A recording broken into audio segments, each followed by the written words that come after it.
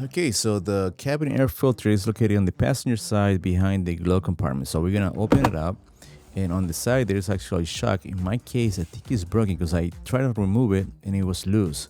So maybe they already did before and they break it. So when I put it out, when I trying to move it, it was actually broken. So be careful with that. And the next thing we're gonna do is we're gonna on the glove compartment, we're gonna push on the sides. I actually did it from the left first because I have more room, and I pulled it down from the right side and it went down. And all the messes on the bottom is because I did it before prior to filming. It went all the way down. So in the back of the glove compartment, we can see the compartment for the cabin air filter. All we're gonna do is push the tabs on both sides, left and right. I actually started from the left and then from the right, and then take it off. And then I remove the old filter. This one has arrows that pointed out on the front, but the one that I got replaced with didn't, but I just went basically for what it looks like, in this case like this.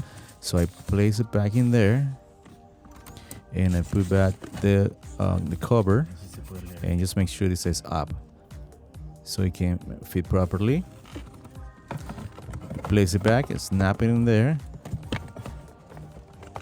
and then I proceed to close the glove compartment. It took a little while because if you don't see it, it might be a little tricky, but it's easy to put back. Okay, now I'm gonna put the glove compartment back in there. I started from the left side and push it all the way in, and it went very easy. And as you can see, it actually closed. Unfortunately, the shock that goes on the side, it was, like I say, it was broken, so I just put it there. I don't know why. Now I have to replace it to make sure the enclosure works properly, but you have to be careful when you do this to pull it out and pull it back in as the way it's supposed to, and it should work fine. Okay guys, that's all for me. Thanks for watching, and I'll see you next video. Bye bye.